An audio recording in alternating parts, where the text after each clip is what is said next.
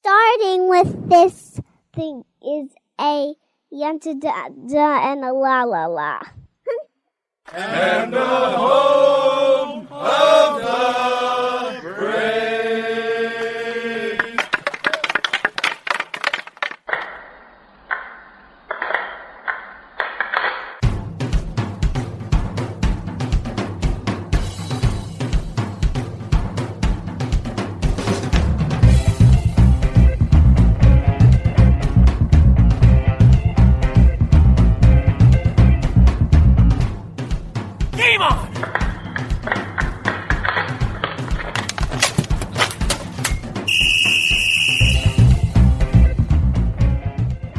Welcome to episode 50 of the Hit the Deck podcast, where we talk deck hockey, street hockey, ball hockey. It's hockey in sneakers.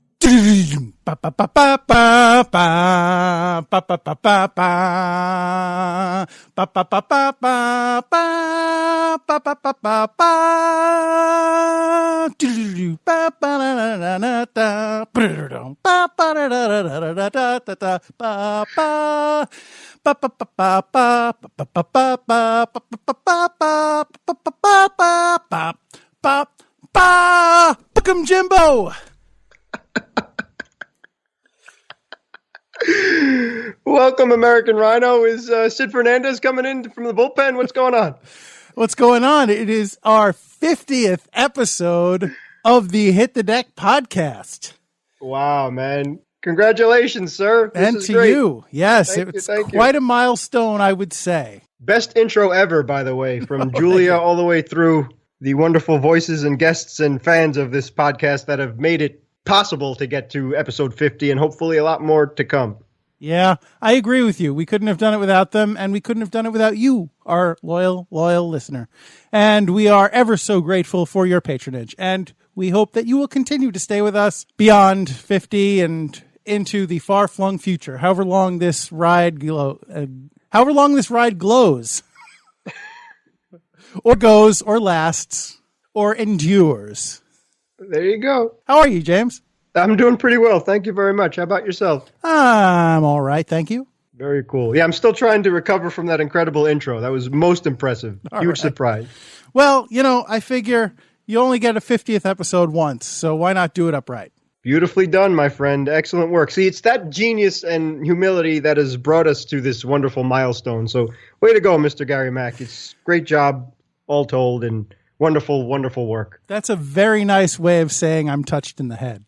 Well, you're my friend, right? So you have to be a little bit off. So anyway. All right. So we do have quite a bit to get to tonight, don't we? Yes, we do. All right. So would you say it would be a good idea to start off with our starting lineup, since that's what we do? Agreed. All right. Then for tonight's starting lineup, in goal, as ever, I am number 35, the American Rhino, Gary McComiskey, and of course, my stalwart, long-standing co-host. On defense, number 4, I'm James Sajazi, and also joining us for this special podcast. At forward, number 44, Brad Vonsky. Number 32, sometimes in goal, sometimes on defense, sometimes standing right in front of Gary, I am Mark Margiotta.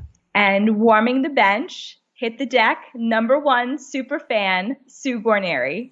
Thanks, guys. We'll get to you in just a little bit, but first, I think we need to know what exactly we are dealing with on this 50th podcast. So, James, I'm going to put you on the spot here. Would you be so kind, sir, as to tell us what is on deck for this podcast? Will do, my friend. Thank you. Nifty, thrifty at 50. The American Rhino is just too darn humble to rightly take credit for it, so he politely suggested we equally celebrate our podcast reaching another important milestone. It's Hit the Deck 50! Join us in celebrating our favorite segments, guests, and fans by listening in and then telling us what your top HTD moments have been so far on our Facebook, Twitter, Instagram, and Gmail outlets. Ladies' choice. The New York Times recently reported that the U.S. women's hockey team is planning on boycotting the IIHF World Championship, scheduled to begin on March 31st because of unequal wages. And St. Joseph's and St. Patrick's Days. The American Rhino and I have tried not to repeat ourselves over the last year of HTD. However, there are some exceptions to that rule. Not only are we devoted hockey fans, but we are also Catholic and have a deep appreciation for Saints Patrick and Joseph. Both topics actually join forces every year as the NHL designs a whole line of special St. Patrick's Day merchandise that Gary and I will go over for you, plus our scouting reports on what kind of deck players the famous Saints would make. Also, please check out HTD6 for more on our appreciation of St. Joseph and St. Patrick. And that's what's on deck. Thank you, James. You are welcome, sir. You know, I should wear some of that great NHL green merchandise that they have out this year, but instead, for this podcast, I've opted to wear something a little more formal. Yeah, you're looking really sharp, my friend. Yeah. Thank you. Please, if you wouldn't mind explaining to the listener at home what you are decked out in on the special HTD 50. I get it. Well, dear listener, you can't see me, but what I am wearing at present is a T-shirt, but not just any T-shirt. It is a Kelly Green T-shirt, and it's reminiscent of a nice leprechaun suit.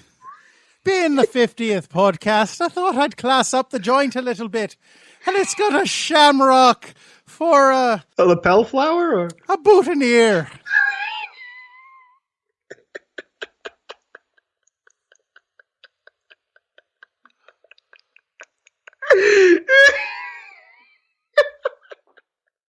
I'll break out the green jersey next time. All right, now that we've offended all of our Irish listeners. Oh, boy. Yeah, I myself am 5/8 offended, so I'm right there with you guys. Oh, goodness. I never realized how funny the word boutonniere was until you broke out the... brogue. Exactly, the brogue. So thank you for that, sir. You're welcome. Yeah, so anyway, happy 50th Hit the Deck, my friend. And to you, sir. And to you. So, seeing as it is our 50th episode, what should we talk about?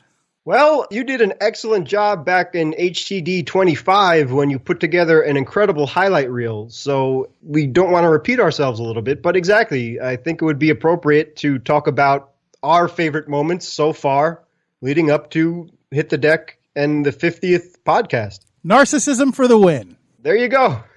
So if you're ready, if you have your top 5 moments, we'll just hold them down to top 5 for one for each decade of show, if you will, or podcast. So we don't want to bore anybody. And again, we want to invite you to take advantage of what if it's just one favorite topic or moment or whatever, or moments, please let us know when you get a chance on Facebook, Twitter, Instagram, or even email them to us. And we'd like to share them with everybody else. Yeah. So I forgot to do it in decade form. So that's fine. Yeah. It still shakes out to be pretty even, though. Okay. And full disclosure, James actually grabbed a couple that I would have thought of as well. So consider this basically my top 7 minus 2. Fair enough. And I apologize for stealing some of your thunder. No, you were the one who put this together, and you were the one who got your picks out well in advance. I just didn't bother to look at the list until literally 5 minutes before we went on the air. So yeah, but you have the Thor connection, so you are the god of thunder more than I am, so I apologize for that too. That is a tenuous link, my friend. All right, so why don't we just get into it? So I guess the first on my list, going chronologically, I think one of my favorite moments, or 2 of my favorite moments, if I'm being honest, was our road trip segments from Hit the Decks 14 and 15. When on our way to and coming home from a Mets game in your car, we just opened up the microphone and just kind of shot the breeze, as it were. And personally, I think it wound up as a great conversation, or a great couple of conversations. And I think it made for some great radio. Yeah, I agree. And hopefully it's something that we could do again in the future, or the near future. But it was something that Gary thought up, and it worked out a lot better than we expected, too. We didn't have anything scripted. Gary just said, listen, bring in the microphone. We'll try and come up with something to talk about. Gary did. He's so brilliant at doing that as a natural broadcaster that he is. And yeah, it was fun. It flowed well. We made up a word or two and really enjoyed it. So there you go. So we picked up a straggler on the road on the way to the Met game. It was good times. It really was. So following after that was episodes 21 and 22, when we interviewed Professor Brad Vonsky, and had him break down plays with us. And we had filmed footage of it and we posted it on our YouTube channel. So those episodes of Hit the Deck, and you can see listen to every episode of Hit the Deck on our YouTube channel, Hit the Deck Podcast. But those two in particular have the edited footage of the plays that we were breaking down. So if you watch those episodes on YouTube, you can see the plays that Brad is describing and Brad is breaking down. And it was really a great hockey education. I think as a goalie, it helped me to learn what a shooter is thinking. Your part of it helped me learn what the defenseman is thinking in front of me. And I think really it was just a great experience all around. Agreed. The idea of it, and then how Gary filmed it, and we set up plays and exactly broke them all down that was the whole point too. Gary wanted the goalie's point of view, which is his point of view. He wanted the forward's point of view, which was Brad's, and the defensive point of view, which I tried to take up on that point. So we tried to cover all of the different aspects of the same play. And if you are familiar with playing deck hockey or any kind of hockey, hopefully we did a good job on that. And if you're not, or we're thinking of playing deck hockey and such, maybe we kind of helped you along the way in kind of coaching, in a sense, as to what to expect and what your job should be as whatever position you decide to play, if you're a center or a forward or a goalie or a defenseman. And I think it really came out really well. It looked great. It was another brilliant idea on Gary's part, which he's too humble to take credit for, but bringing attention to the YouTube page and having people watch along with what we were talking about, and even with the replays and slowing it down, I really enjoyed that part of it. And I actually, I learned a lot too, which is good, because when you play, you want to improve. And if you get different points of view, it kind of helps you to do your job better. So if you're a forward, you kind of know what the defensive minded player is thinking. If you're a goalie, you're probably thinking, all right, if facing a face-off, or a one-on-one or whatever the case is with a shooter, how's he going to try and fake me out here, or where is he going to try and shoot, and things of that nature. So exactly, the whole point of it was a process to show you what deck hockey is all about, and the level of play that it can be, and that it's a lot of fun. And hopefully, if you were thinking of joining and playing, that would help you along to jump in and actually do it. Yeah, great. I also liked, and this is going to be a bit of an odd one, but episode 36, we did the What Do We Play For? And I opened up a nerve a bit on the podcast, talking about how I really was starting to question whether I was suited to play goalie anymore. And based on the feedback that we got from that, I like that it seemed to be somewhat compelling and honest. And I also like that I've moved past that. Like I've definitely turned a corner and I'm in a much better place now. So, I like that I was able to kind of be that honest, raw person to you guys for a little while, and that I'm comforted by the fact that life does go on, and once you kind of can step away and get out of your own head, these things you can see these things get better.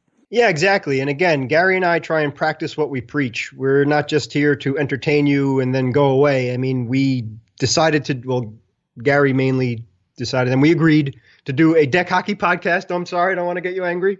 As we heard, you can't see that, but Gary's giving me the eye, and he's putting his rhino horn down and kind of doing the grunting. And if you heard Hit the Deck a couple of podcasts ago, that a bull has no chance versus a rhino, so I'm going to back down right now. But anyway, when we decided to do a podcast, we figured let's do it on something that we both enjoy and know a lot about, being deck hockey. And that's how Hit the Deck was born. So again, that raw and huge, honest emotion is something that I think any player of any level has always thought to himself or herself, in any level. So if you're a professional or even playing Little League or whatever the case is, any sport, that you always kind of doubt yourself after a while, especially if you're going through a slump, because we're human beings. We're not taking steroids here or anything like that. So No, we're not. Of course not. That would be ridiculous. Exactly. And we're weekend warriors, so we have a life outside of this. It's purely for fun and joy and love of the game of hockey and of deck specifically. So you kind of always feel that way whenever things don't go right and you find yourself in a slump, and especially if you're still playing well, like Gary was. He was in right position and was prepared, but just for some reason or another, sometimes it's maybe you're fatigued or just unlucky, quite frankly, and it kind of piles on, and then you always kind of think to yourself, gosh, maybe I shouldn't be doing this anymore, or what am I doing wrong? I don't know what I'm doing wrong. And I could tell you I've been there way too often and tried to answer that question many a time. But the beauty of it is that, yeah, we all kind of feel that way. And the deck hockey world is very supportive. And as we said before, that the hockey in general is like a sorority and fraternity where it's not considered, at least not in this country, the biggest sport like baseball or football and even soccer to a certain extent. But hockey fans stick together.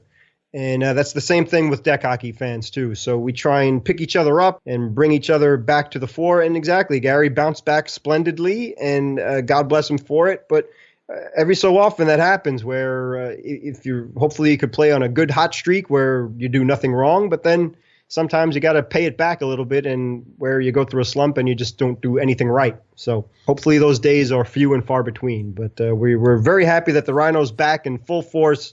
And the few times that we've played since, thanks a lot, Mother Nature, it's been a lot of fun and everybody enjoyed it. And it's something we can all relate to. So being honest like that is really important. And that's what we try and be on this podcast. You know, James, to lighten it up a little bit, another one of my favorite moments was the scrimmage we did about hockey Christmas music. The Deck the Halls episode. I really liked that one. I think honestly, I had a lot more fun talking about hockey appropriate Christmas music than I ever expected to. So I thank you for joining me in that little excursion, and I hope we can do something just as fun in the future.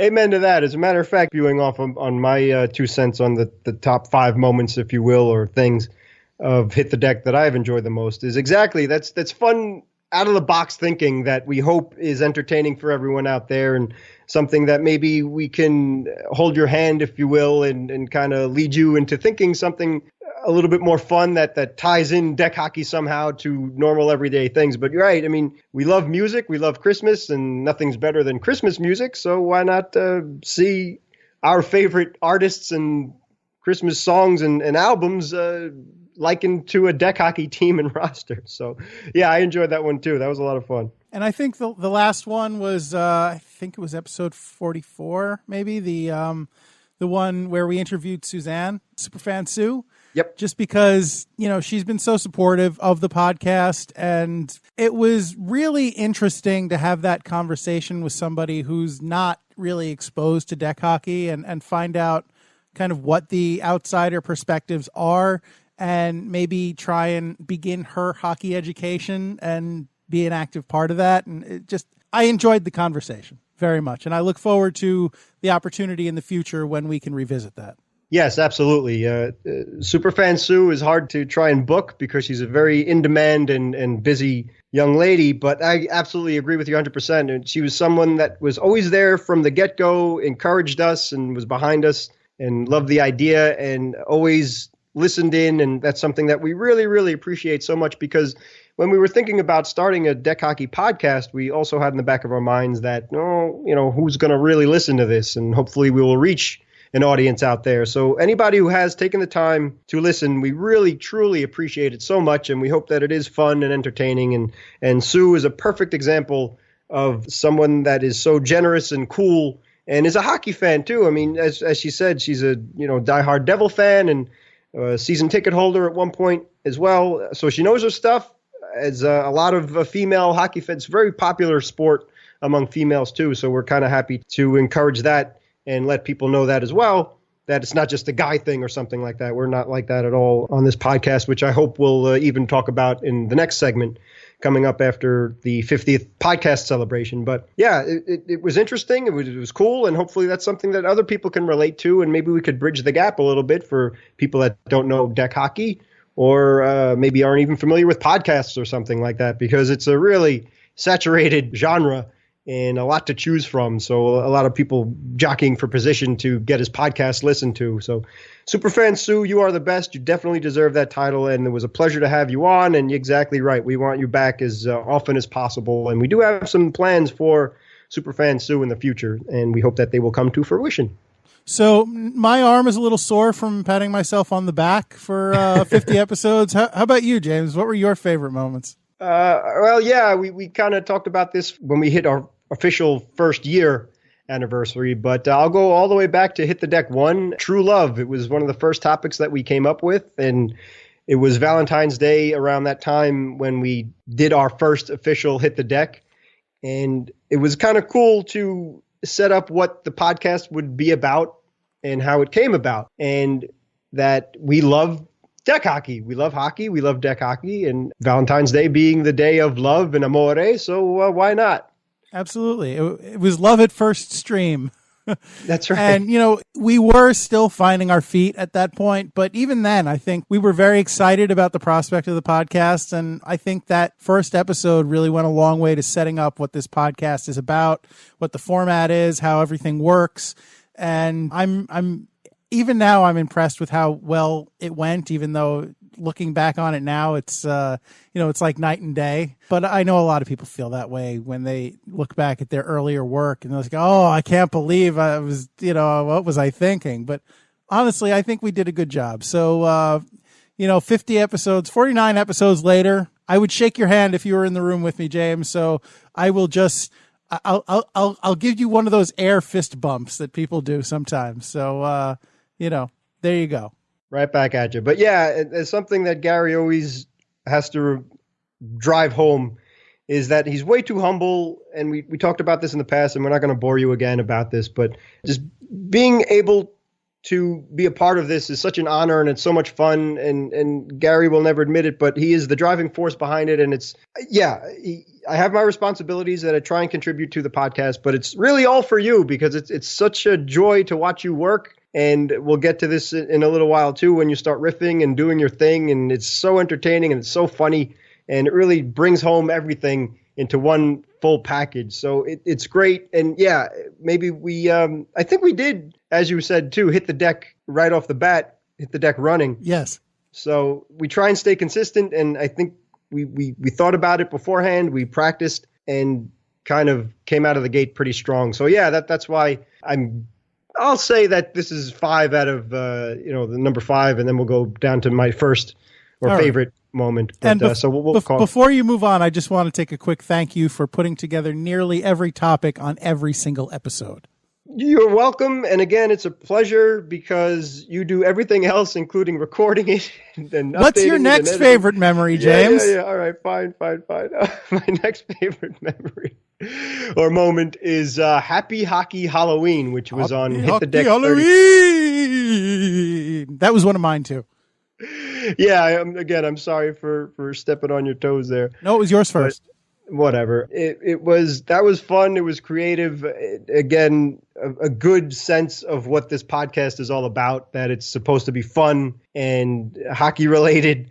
And you could just tie in so many different things because people are complicated. You can't just say that person is this or that person is that. I mean, we have a lot of interests and a lot of loves and things. And that was kind of a really cool thing to explore how original and creative hockey fans are. And that was a lot of fun. We got to tie in some really creative costumes and like people dressing up as Zambonis, for crying out loud. Yeah, that one was awesome. That was awesome. And then other people that dressed up as zombies, like they had a hockey puck embedded in their head. Mm-hmm. It was really brilliant stuff. So I enjoyed that one a lot. That was fun. I think we need to dress up as the Stanley Cup one day, just for kicks. Yeah. Well, this is a future little teaser for you, but there is our very own version of the Stanley Cup, as a matter of fact, that someone very brilliantly created all by himself. And we'll definitely talk about that when the Stanley Cup playoffs begin. You're really overselling it, James. It's great. Just stay tuned for that. You know what else would be a great costume? And I maybe I should wait for October, but Rod Hockey. I'd like to dress up as Rod Hockey one year. That would be great. Hey, I'm Rod Hockey. How you doing? Oh, man. Doing the one-dimensional thing would be a little bit challenging, but why not? I have to lose some weight anyway. No, who doesn't? But definitely jot that down. I want to see that. That's a good one. Igor doesn't. No, that's right. Igor doesn't. And God bless him, too, because he's strong. He's not somebody that you can just push around. But whatever, man. Whatever works for you. So, but good point. Let's see. That's 1, 2. So my third favorite moment or topic of Hit the Deck out of the first 49 official podcasts is the champion checkdown, which was from Hit the Deck 43. That's right. The Undertaker. This just, again, is Gary at his finest.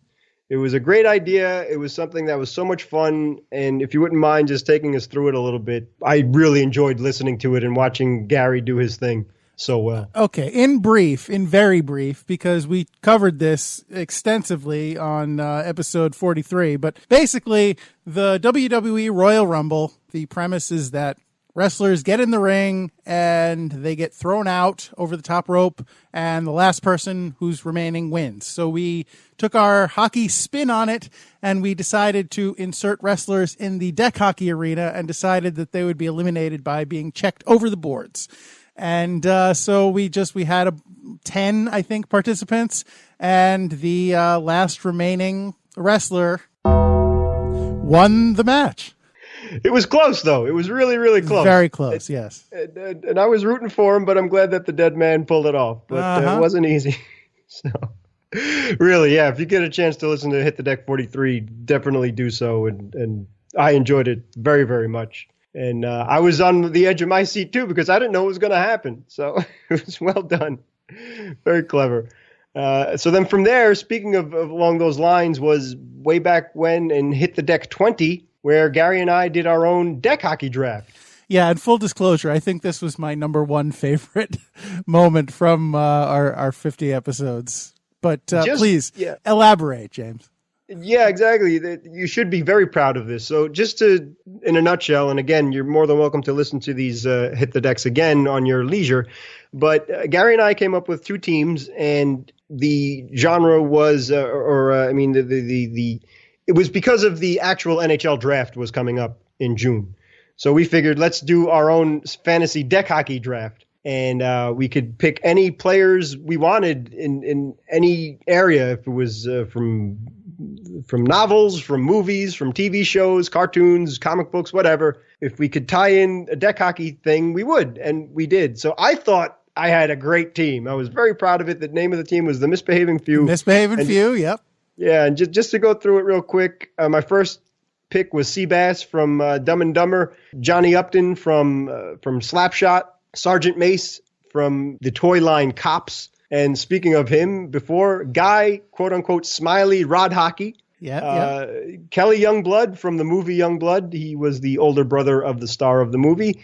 The NHL Guardian Bruin. And thank you to the American Rhino for so generously giving this man to me. But the Pro Stars, Wayne Gretzky. Yes. And head coach was Reggie Dunlop. So that was the Misbehaving Few. It seemed great. I was very proud of these guys. I was like, this is unbeatable. That is a very solid roster, James.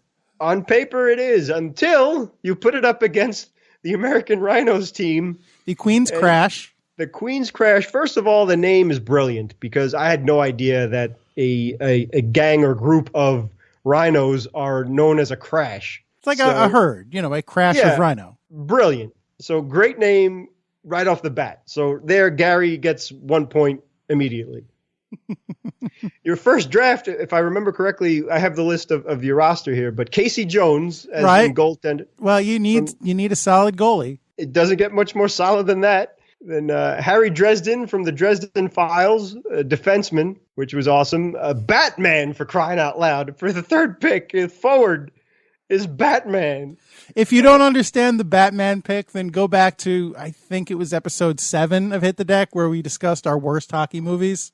Yeah, that's right. Yeah, everything is completely legitimate and with fair. We had the rules and everything. So Gary was legitimate is in heavy air quotes, James. He just out GM'd me because your initials happen to be GM, by the way, which we did bring to attention at that podcast. So Yeah, so we had Batman as his forward, Fulton Reed from the Mighty Ducks on defense, the NHL on Fox bot on forward. I'm particularly proud of that one. That was an out of the box pick. Totally, and really excellent redemption for that bot. Charlie Conway, also of the Mighty Ducks at center. Make a move, Conway. Yep, and then as an extra skater, which was another great suggestion from Gary, was Riley Anderson from the movie Inside Out, and definitely a big thumbs up for all the girls out there. And head coach, none other than MacGyver. Yes, that's right. So that was a blast. I think MacGyver was your suggestion, James. Whatever, but either way, it should have been, because you are so much like MacGyver, and it just makes sense. And the whole Mac thing too, you can't take that one away from the other. But really brilliant stuff. It was so much fun, and I had so much fun just listening to Gary come up with his picks, because we didn't discuss it beforehand. It was a big secret. Yeah. And we saved it for the podcast, and I think it worked out well. And then Gary even added some echo, and it sounded like we were going up to the podium and stuff. So it was so much fun, very creative. And again, that, to me, the top 5 moments had to really encompass what Hit the Deck is all about. And that did a beautiful job on all points, I thought. Episode 20, if you right. you haven't, or even if you have, go back and check it out, because I think it's worth another listen. Agreed. So then for my number 1 moment are all of the American Rhino's amazing deck hockey innovations. So that goes from his mask to the loops he installed on his sneakers, the great adjustments he's done for his goalie gear, his pads, and blocker and glove, and even his stick, and so much more. It's just, it's really, I love listening to the innovations and how you think of these things, even the sewing and keeping the equipment up for playability, as opposed to spending money on ice hockey equipment and then ruining it on the deck surface. So it was all deck hockey specific and tried and true stuff that Gary has practiced and used himself and has tested out. And really, I love it. I appreciate it so much. And again, that encompasses what this podcast is all about. So well done, Mr. American Rhino, sir. Thank you. And going right up to the scoreboard that you created. And thank you for posting that on the YouTube page, as a matter of fact. Yes, at long last, the feature on our portable scoreboard is now available on our YouTube channel. Hit the Deck Podcast on YouTube. Just search for it. You're probably going to find Hit the Decks as the number 1 result, but you don't want that. Go to the teeny tiny print where it says, "Did you mean Hit the Deck?" Obviously, I meant Hit the Deck. Why do you think I searched for it? But I'm sorry. I'm getting angry. Yes. So just check that out. Or if you don't want to be bothered with searching YouTube, just go to our Twitter feed at Hit the Deck Pod, and there's a link directly to the video, and you can check that out. Absolutely. So yeah, man, that does it for my favorite moments. And we'd love to hear your favorite moments out there. You, the listener, please, as Gary alluded to, check us out on Twitter, on Facebook, on Instagram, wherever you want to leave your suggestions. And speaking of super fans and guys there from the get-go, Anthony Novello, I'm sure Gary's, I don't want to step on your toes for this either because he's your friend, but just a great guy, huge supporter of the podcast, and we appreciate it so much, and has even helped us to expand to doing more for this podcast, like play-by-play, which is another new feature on the YouTube page. So, Mr. Novello, thank you so much. We tip our caps to you. We tap our sticks in your honor, and thank you for all of the support. So yeah, and if you haven't checked out the play-by-play, if somehow you've managed to avoid it because we've been saturating our social media with it, but we did call a live deck hockey game, the Misfits versus the Hackers, out in St. James, New York at the Sports Arena this past Saturday night, and the video is still up there where we called play-by-play. We have all the action for you, and if you haven't seen it already, cruise by our YouTube channel and check it out. I think you'll enjoy it. Yes, and thank you for everybody for the positive feedback. We really appreciate it. It was our first time trying it out, and it seemed to work. This was all thanks to Gary, and you can threaten me all you want, but you deserve to really be thanked for it because of coming up with the equipment and the setup and the portability of it, too, because there was no designated area for play-by-play for deck hockey and things like that, so we just had to do everything on the fly and set everything up pretty quickly, and we only missed 2 minutes of the opening period, and there's not much time between periods either. So Gary, not only did he set everything up and got the audio going and the feed and even the little scoreboard for people to watch along with, but he had to record it with his camera and film it, which is not easy to do, especially when you're that close to the boards and there's a lot of things to get in the way. And you're filming on an iPhone, so that was amazing. And you were still doing the color at the same time, which was astounding. So really great job, man, for the first go-round. There's some things we need to improve upon, but I don't think it's something that is so out of the question that we couldn't improve upon. So, but again, thank you, everybody, for the positive feedback and for the requests of wanting to do more of that in the future, and we definitely will. And really great stuff. So thank you. It's stuff like that from Anthony Novello and from Gary that really drives this podcast in the future and hopefully becomes more entertaining and brings the world of deck hockey together and hopefully promotes it. Absolutely. Thank you, James. Sure. And the last thing, just want to thank all of our guests as well. So Sam Chima, Mike Margiotta, Brad Vonsky, of course, our two good friends from the LIQ. Our first guest, Mr. George Kornienko, and the man that's responsible for, hopefully there will be more deck hockey tournaments in the future, the Hockey at Rockies tournament, but they are moving, or at least in the process of moving their bar down the block, so hopefully we'll see what happens with that in the future. We'll definitely keep you posted. Jason and Robert from the team Top Shelf of the MAFO Hockey League, thank you so much. Superfan Sue, of course. We finally got her on the air, and it was worth the wait. Hopefully we will get Anthony Novello on the air as well in the future. And the chip off the old rhino, young Julia, the special guest intro MC, and probably a better co-host than Gary will admit than I am. But we thank you, too. So everybody that's been a part of this podcast, thank you so much. And we hope to keep it going and, hope it doesn't get old. And actually, a few of those guests were kind enough to share some of their reflections on this very podcast. So if you will indulge me and James and them, they would like to tell you about them right now. When it comes to my favorite segments of Hit the Deck, there's definitely a lot that I can choose from. First of all, I really enjoy just the regular old banter from Gary and James. We want to hear from you. I don't know why I became Kennedy there. We want to hear from you. Maybe I have been hitting the mask too many times, James. I'm so sorry.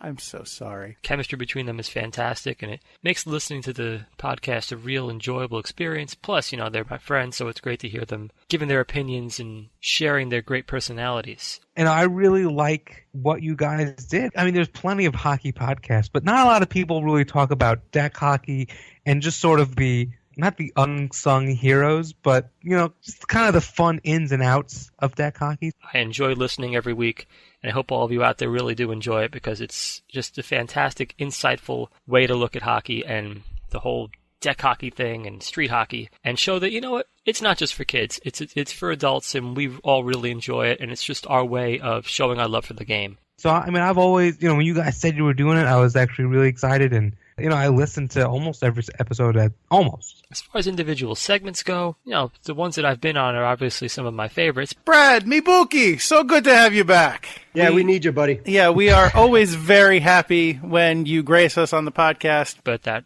definitely is a little biased by me. I would be remiss if I did not say that episode 45, also known as the So Sue Us episode, was not my favorite episode of Hit the Deck. Thank you, Sue. Welcome to the podcast. For very obvious reasons. I also really enjoyed the segment that Gary and James interviewed the fellow George who runs the Rockies street hockey tournament. George Kornienko. Because I know in the past we at the LIQ have thought about hosting our own tournament because there's not many of them around. So, hell, why don't we host our own? And George really outlined some of the logistics of what goes into that and some of the problems that might come up. It's like anything else you ever do with anybody trying to do any kind of endeavor. You realize the first time you try to do something is always one of the hardest. Yeah, because you have to get it off the ground. And then, like anything else in life, you try to learn from your mistakes. It was just a really informative interview, and I kind of go back to that one sometimes because I really would like to participate in the Rockies tournament again. We have no idea when that might be, but hopefully soon enough. I mean, every year it's somebody new, and they say, geez, what a good time. We can't wait to come back. And I think that's important to hold on to that. Some of my other segments seem to be, strangely enough, goalie-based. I really like the episode we did together because it was just really fun for me to talk about hockey and deck hockey and sort of I really enjoyed just sort of the round table you and me had with James talking about kind of the goaltending and how we approach things and how we look at things. The interview that really consisted mostly of Gary and Mike talking about the inner workings of the goaltender. Try zip ties, because not only will it hold it in place, but then it gives you a gigantic claw. I will take that under advisement. Thank you, Mike. Then I'm really one step away from being some kind of slasher villain. Nice. That was a great one because it really informed me as someone who rarely plays a position. I mean, sometimes I got to fill in because you do what you got to do. That was really cool. That was really insightful for me, just to sort of kind of go behind your mask, so to say, and just sort of see, the philosophy and the psychology of how you approach it. It sort of just gave some background info on what goalies go through and how they pick their style and how they react to different situations. And I thought it was really just insightful and informative and great for anyone who doesn't play the position of goalie to hear, but also as a sort of vindication for goalies everywhere of, yes, you're all going through the same thing. It's a very you against the world mentality. And when you do well, you think, I did this. When you do bad, it's like, I ruined everything. Right. My favorite episode name that you had was the Skeletorial Hit the Deck episode. Just because I think that may be my new favorite word of all time. And I think you should try and work that into every podcast, in some way, shape, or form. Skeletorial. I also really enjoyed the episodes you did with Brad, especially his breakdowns. He would break down plays and all that. What are you trying to do here, Brad? You basically take a peek at the goalie while taking one quick last look at the puck to make sure it's still on your stick, and you just look for a hole. The enjoyment with that was a sort of a personal thing, just because, I've known Brad now for almost 15 years or longer, just about. So I've seen sort of the many sides of Brad. I've seen Brad, the high school student, Brad, the musician, Brad, this, that, and that. But it wasn't until fairly recently that I got to see Brad, the hockey player. And, it was just such an eye-opening thing when we first started playing together, just to be like, oh my God, he's that good? I mean, and we'd gone to hockey games and he would always say, oh, well, see what he's doing there, see what he's doing there. He was very good about explaining what was happening at a game in person, but to really see him and hear him break down a play that he was a part of, it was just sort of like it was kind of pulling back the curtain a little bit. You know what I mean? It was just, for me, as a very, not lifelong, but as a very long friend of Brad, that was really cool to see. Kind of see that side of him in its entirety, to see him break down and, to kind of hear sort of the mental play-by-play of what he was doing when he was coming in and he was going around James to make a shot on you. If you have the distance to make the pass across and set up a one-timer, that's your first option there. Otherwise, then you have to kind of go to backup plans. Either stop the play completely and then try to set up for something different, or take a shot. That was pretty cool. That's a side that I very rarely get to see. And I think it was a cool thing in general, because I think most people look at deck hockey and it's like, everyone just chases the ball around and then once they get it, they make a shot. And, I think the idea is that deck hockey is super amateur and it's just the guys that can't skate and could never make it as roller hockey players or even the lowest beer league player. So the idea is that there's no real strategy. It's just get the puck and shoot. But, I mean, clearly that showed that, at least in terms of Brad, and there's plenty of other people, there's definite strategy going on. And there's all the many thoughts that you say, oh, well, look at what a regular hockey player on a breakaway, all the thoughts that go through his mind. You could see that, at least with, Brad, when he was breaking those plays down, those are still very much a part of even the deck hockey game, which was really cool. Another one of my favorite segments, and I apologize, Gary, because it seemed like you were emotionally distressed during this particular one, but a couple of weeks back, Gary was talking about just the emotional toll that being a goalie can take on him and how, he wasn't sure if he was up to it. I'm really starting to wonder if it might be time to take off the pads. No. Which, during the last game that we played, Gary made some crazy Dominic Hasek-like saves, so I got to say that he's definitely still up to it and has many years ahead of him. But just hearing the emotional toll that it takes on someone was really just eye-opening for me, because I know some of our goalies, whether it be Gary or Mike or Craig have complained in the past that everyone says to them, oh, you shouldn't be so mad. You shouldn't be mad that you lost a game. It's just a game. We're just friends. But I think it all falls down to the whole aspect of when you're a goaltender, your job is to stop the puck. And anytime you are unable to do a job that's expected of you, that can create some emotional distress. If the puck gets past me, I have failed in my job. My job is to stop the puck. My job is not to try my best. It's not to say, they beat me with a great shot. Got to tip my cap to them. And it's definitely not to blame my defense. It is a binary, either I stop it or I don't. And if I don't, then I have let down my team and it is my fault. And Gary obviously internalizes his, which, Gary, I hope you're doing okay. But some of our other goalies can take it out on the posts or throw a little bit of a temper tantrum or yell or scream or get aggravated at their defenseman. And then later on they have to apologize for what they did, but in the heat of the moment, that distress comes out in a way maybe they didn't intend or in a way that they did intend to motivate their players. So it gave me some background of, you know what, I'm going to take my goaltender's mental differences from the rest of us and understand them and not be like, oh, you shouldn't be so angry next time. You know, it's just a game, and just understand their personality and what they're going through. And rather than criticize them for what they're doing, support them. Give them the mental support they need. And I know I've done that for my goaltenders in the past, and I've seen James doing a lot for Gary, just to keep the morale up, because it's not an easy thing to do. So to you goalies out there, my props to you for doing what you do. And I know I fill in once in a while, but I don't consider myself a goalie because I don't think I have the mindset for it. So on that note, hopefully, Gary, your mental anguish that comes with being a goaltender is not too bad. And I will say it does not show very often during the podcast. You guys are very happy-go-lucky. But in all seriousness, I actually really enjoyed the episode that came before mine, episode 44, where Gary, James, Mike, and Brad discussed the NHL top 100 players of all time. I don't think he should be on this list, but He that's going invented to be... adjective. Well, there's a couple people That's that I think so that weird. There's an should be adjective. on. I know I got quite a hockey education listening to that podcast, and it was incredibly enlightening and interesting to listen to the four of you go back and forth about your picks and why and what you agreed with and disagreed with. And I did agree with a lot of what you said. I didn't agree with some of what you said, but it was an incredibly entertaining podcast. You know, anytime you get 3 or 4 or 5 guys sitting around talking about great players or, you know, the top 100, who belongs, who doesn't, whatever. I mean, who's the best goaltender, who are the top 5, 10, however you want to break it down. Whenever you have those conversations, to me, they're always fun. You know, like, I was a history major. I'm becoming a social studies teacher.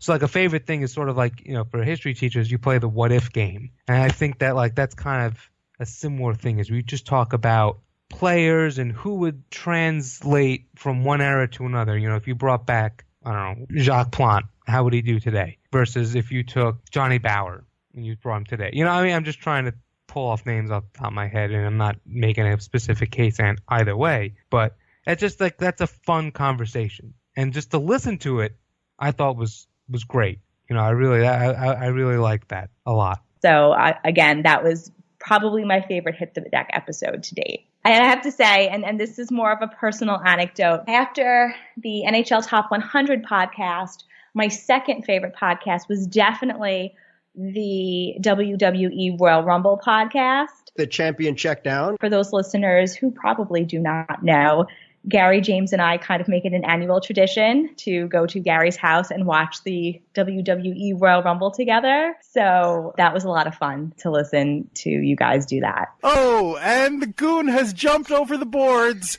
and immediately been clotheslined back over the boards. Oh, that was a very short showing. Maybe I can get in on it next year and do my picks as well. It was an old episode. You guys did something where you talked about the best hockey movies. I forgot which one was Goon. It should have been on the best hockey movies, right? And then just for a couple of other movies that are worth checking out, one is Goon. Goon's a great movie. Not the best smell weight, but Goon's pretty fun. And then, of course, you know, this goes without saying, but any episode that you have Julia on. I think it's great because I root for my favorite team. Your beautiful daughter also brings a very large smile to my face as I'm listening to the podcast. So more Julia, please, if possible. Da da da da and a la la la. So keep at it, guys. Just keep it up. I can't wait for 50 more episodes. I can't wait for episode 100, because just to think of what you guys will talk about from 50 to 100, and then all the nonsense and ridiculous fun that will happen at episode 100 should be pretty fun. Congratulations on 50 episodes. Hopefully we got 250 more. Here's to 1,000 more. Happy 50th. Thank you, Brad. Thank you, Mike. Thank you, Sue. Thank you so very much for taking the time out to remember the podcast. I feel like we're not going away. It's not like this is an in memoriam of the Hit the Deck podcast. We plan on staying right here. Well, maybe not right here. I'm in my living room and James is in his apartment as well. So if we stay right here respectively, then we will never leave the house and we will never do anything. And I will lose my job. And really will fall into anyway. The point is the podcast is sticking around. So thanks again, and we're glad that you enjoyed. We're glad we could provide some entertainment for you, and we hope that we will continue to do so. That was spectacular. Thank you so much for putting that together, Gary. Thank you to Sue, superfan Sue, and Brad and Mike. That was really wonderful. I think they did an excellent job of describing what the podcast is all about.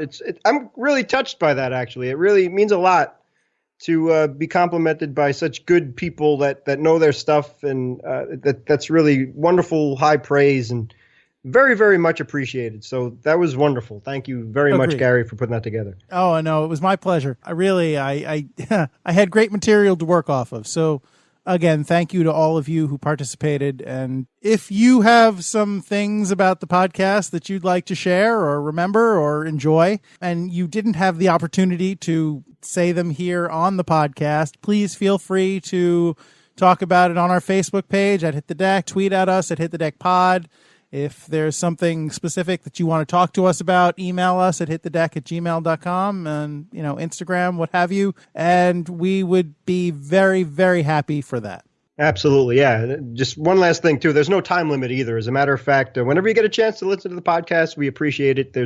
That's fine. We understand it is a podcast and we try and keep it topical, but it's there for the listening whenever you get to it. So, as a matter of fact, Anthony Novella even posted about our, speaking of the Christmas deck hockey teams and stuff like that, and he mentioned the king, Elvis Presley. So I apologize I would never try and snuff the king of rock and roll by any means, but he recommended that he'd make a great goalie, and I can't argue with that either. The king had some great moves, and speaking of another king that Gary and I know so well over at MSG, but yeah, Elvis would have been one heck of a great goalie. So sorry about that, and thank you for calling me out on that too, Anthony, and much appreciated. And we'd love to hear anything else that anybody else wants to spout out about too. So that's the point. You're a part of this podcast. That's one of the reasons why it's so much fun and it's great, and we can make it better and keep it fun, and we feed off of what you think and say, and it's for you. So thank you. Please keep it coming, and we appreciate it very much. All right, James. We've been talking about ourselves for almost an hour. We're terrible dates. Yeah. What else do we have on tap for this show? So yeah, talking about Ladies' Choice, Gary found this out, and I appreciate it, that the U.S. women's hockey team, a very extremely successful hockey team, it doesn't matter man, woman, or anything else, 3-time defending champions of the IIHF? So, yes. Yeah, so and obviously their Olympics prowess as well. I mean, the female hockey players in this country have done wonders for the game, as have the Canadian counterparts. So that's a heck of a rivalry. It's really a lot of fun watching the ladies go at it. But and then the women's hockey league that's come about the last couple of years as well. Yeah, really. If someone tells you hit like a girl, you should take that as a compliment. Yeah, really. We don't just say that. We mean that, and we've experienced it. So definitely good stuff. But Gary, yeah, the American Rhino pointed something out that's really mind-boggling to me. And I guess the point of the article and this topic is just to let everybody know out there that women are actually the U.S. women's team. They're going to boycott the IIHF World Championship, which begins at the recording of this podcast at the end of this month on March 31st. Yeah, so if they cannot work out a suitable wage that they find to be agreeable, because for right now, basically, if you're on the American women's team, if it's an Olympic year, you get paid, I think, $1,000 a month for 6 months, or maybe it was $1,000 a week. That sounds more reasonable. Yeah, so let's say $1,000 a week for 6 months. And for the other 3.5 years, when it is not the Olympic time frame, you get paid virtually nothing. Now, I don't think the men's team gets treated that way. So basically, these women who have been abundantly successful, and they are a shining example for our country and for the sport, they just want to be treated fairly. They just want to be paid a living wage. So they've said, you know what? Enough. We're not doing this anymore until you agree to pay us what we're worth. So they are boycotting the championships until such time as they can come to an agreement with U.S. Hockey to get paid a reasonable wage for what they are doing. Yeah, I'm curious if this has something to do with TV rights, because that's where a lot of these leagues get their monies from, are the insane TV rights that they come up with. Like any league, the MLB, I mean, the NFL is a master at really ripping people off, let's be honest. I mean, billions and billions of dollars for a once-a-week game of like a C-list game, which is what ESPN does for their Monday Night Football. And it's literally billions of dollars for whatever, how many years that is. And then there's a Thursday night package. So they just have money hand over fist. And then all the money they get from the cable subscriptions, which is 60% of your cable bill and my cable bill, is profit for the cable companies. So just to put it in perspective. So give some of that to the ladies, man. I mean, didn't mean to come up with that ladies man pun, but yeah, I mean, like Gary said, they've done so much for the sport, and they have to do something for a living. Hockey is an expensive sport. Yeah. Even if you're a great NHLer, a lot of these guys, they need to rely on sponsorships. So if it's like Bauer or CCM or Easton or something, they supply you with equipment and things like that, which definitely adds up. But these ladies are working their buns off, and they've gone great strides into promoting the sport and are very successful and are exactly, Gary said it absolutely right. They're excellent examples of patriotism in this beautiful country of ours. So hopefully they can get that done. And this was after 14 months of negotiations, by the way. The women didn't just say, you're not giving us what we want and that's it, we're walking away. They're doing this, which is, you have to imagine the pride that they have in being defending champions and working so hard and earning those championships. To walk away, hopefully that is the leverage that they need to get the negotiations going. And I hope that they get the monies from, if it's from TV ratings or TV contracts or whatever it is, to please do so. And hopefully everything will be fine and the ladies can win another IIHF World Championship. So thanks for bringing that up, Gary, and good luck to the ladies. Sure. So the deadline seems to be March 21st. That is when training camp opens. So if they cannot reach a deal by next Tuesday, they not showing up. And as much as it would pain James and I to not see the women squash the rest of the world because, USA, I think James and I have your back here, ladies. So you do what you need to do. Absolutely. Yeah. Good luck. And yeah, just for the promotion of hockey, as we were saying before at the top of the broadcast, it's the podcast, I should say, is that it's a small chunk of a huge piece of pie. The sports world is huge, and the amazing hockey tournament that they just came up with, even for the World Hockey Tournament, and then with the juniors, that was a classic series and tournament that the men won, the USA men, and face-to-face versus the Canadian guys. It was just, you couldn't dream up something more exciting and great. So keep it up. Cooler heads will prevail, I hope. And yeah, exactly. Way to go, ladies. We definitely are rooting for you in more ways than one now. So get that done. So from there, let's talk about, it's going to be St. Patrick's Day when Gary edits and puts this podcast up. It will be St. Patrick's Day, and then 2 days after that will be St. Joseph's Day. So faith and begorra. I'm doing it again, James. I've lapsed back into the brogue. I'm going to drive off all of our listeners the way St. Patrick drove the snakes out of Ireland. I hope not. We were just yapping around for the last hour how much fun and encompassing this podcast is supposed to be. I'm a wee disgrace. Hey, listen, I mean, people should have a good sense of humor about themselves. And I, being Italian, I could take a joke with all of the things that maybe be a little bit pushing it with the sarcastic things against my fellow paisans and stuff like that. But it's all in good fun. It all comes from the heart, and it's not, this country's kind of lost its way a little bit. We're a little bit too sensitive and thin-skinned, but that's just all in good fun, and we're all celebrating. We love our Irish sisters and brothers, and this world would be a really lame place without them, and we appreciate their contributions. And I personally, I'm not much of a drinker, but when I do, Guinness is just, it's delicious and good stuff, and even the cuisine and stuff. As a matter of fact, it's on a Friday this year, St. Patrick's Day, but you could still have your corned beef and cabbage because dispensation, but a little loophole in the whole Lent world. If you don't know what we're talking about, fellow Catholics and Christians out there,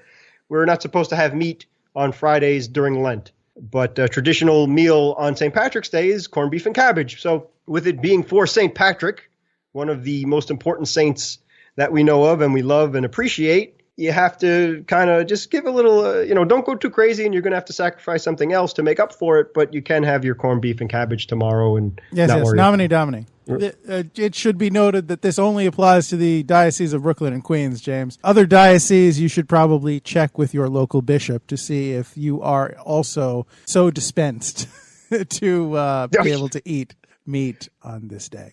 Thank you, Gary, for saving my skin as the great goalie that you are. So sure. I apologize for that. So, but yeah, last edition of Hit the Deck happened to be Hit the Deck 6 when we talked about our appreciation of St. Joseph and St. Patrick, and we talked about the best NHLers and hockey players and deck hockey players as well with the names Joseph and Patrick.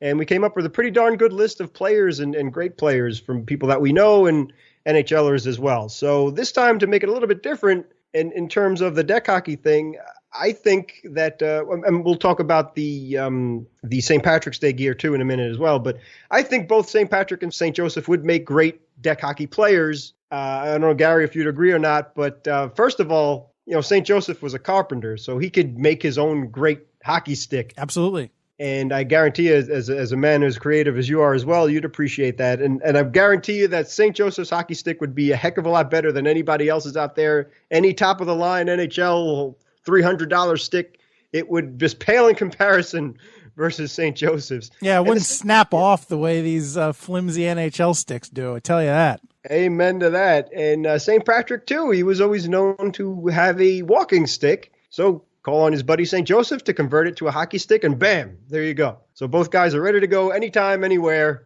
They're good to go for deck. And as I mentioned before, St. Patrick did drive the snakes out of Ireland, so he probably wouldn't have too much trouble with a drive from the point.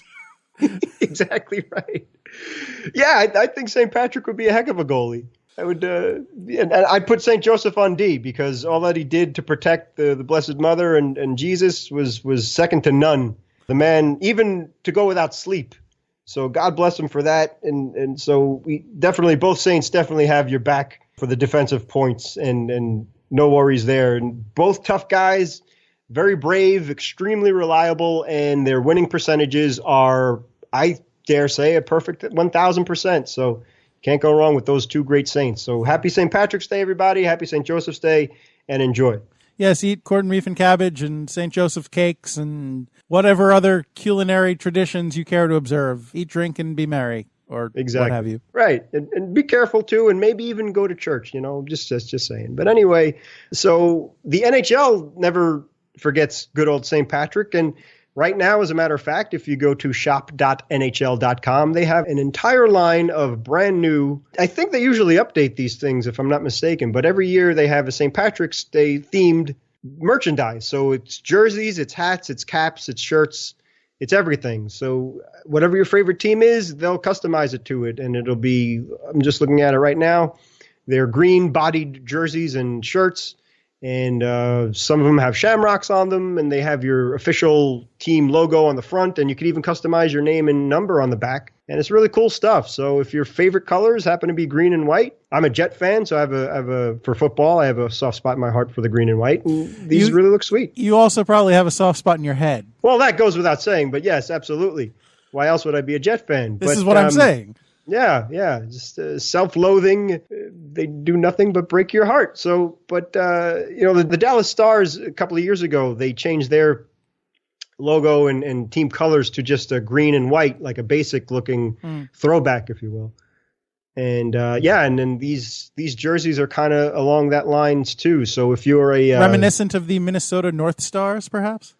There you go. Yeah, that seems to be the trend for at least leagues around. Like MLB has really done a great job in embracing its heritage and doing throwback jerseys and team caps and things like that. So the NHL too, if you have a rich history and they're celebrating their 100th season this year, by all means, it's really cool looking. And so you're ahead of the game if you're a Dallas fan, but you got Rangers caps and Islanders jerseys and everything. So all teams are represented. You go check it out, shop.nhl.com. And if you're maybe wait a couple days if you want to sell. Maybe you'll get a good bargain on these things. But that's not a bad idea. It's not going to come by St. Patrick's Day anyway, so why not? Right. Good point. Good point. And enjoy. Last minute remaining in the podcast. Thank you, James. Thank you, Pops. Thank you for obviously being the voice of the podcast. Thank you to Anthony Sajazi for music contributed to the podcast. Thank you to the LIQ for sound effects used in the podcast. Thank you to you for your continued support over the last 50 episodes and beyond. We genuinely, legitimately do appreciate you. Thank you to everyone who watched our play-by-play last Saturday. And in the vein of play-by-play, we do have another announcement to make. If you enjoyed that game, then you will also likely enjoy our next play-by-play excursion out at the Sports Arena in St. James, New York on Sunday, March 26th at 8 o'clock. James and I will be calling the Lunachicks versus MASH. So you will not want to miss that one. And that will be good times had by all, except for probably the team that scores the least amount of goals. They probably won't have that good of a time. But we'll see which team that's going to be. Yes, indeed we shall. I would echo what James mentioned earlier. Please feel free to contact us at hitthedek@gmail.com, at hitthedekpod on Twitter. We are, of course, at hitthedek on Instagram and Facebook. Our YouTube page, which we promoted ad nauseum earlier in the podcast, Hit the Deck Podcast, is that page. And of course, we would encourage you to subscribe to this very podcast. We have come 50 episodes. If you've gone 50 episodes without subscribing, what the heck are you waiting for? 50 more? No, of course not. It would be so much more convenient if that podcast is just automatically delivered to your device. So please subscribe on iTunes, subscribe on Stitcher, subscribe on whichever podcasting outlet you use to get your podcasts. And it will make it better for everyone, except for the people who don't like the podcast for whatever reason. But why are you listening to this if that's the case? Anyway, so I don't know. I've completely lost the thread. James, please save me. No, you're right on track. And I have a request too, please. If you wouldn't mind taking a picture of yourself wearing that awesome shirt and putting it on Instagram or Facebook or Twitter, wherever, on one of our Hit the Deck outlets, please do. And again, thank you, Gary. It's been a great honor to be your co-host, and hopefully we can keep going as long as we can with this. And thank you to everybody who's listened and participated, and we appreciate it. I feel the same way, James. I could not have done it without you. So thank you for 50 episodes, and look forward to the next one and the next 50 after that one. So that being the case, I'm in a good mood. I hope you're in a good mood after listening to the show. And when you're in a good mood, it's always much easier to remember it's deck hockey. Don't be that guy. Thanks, everybody. I'm not going to say I'm your number one fan, because that's probably like, your wife or something. It's definitely not my wife. fair. I don't think she's ever listened to the podcast.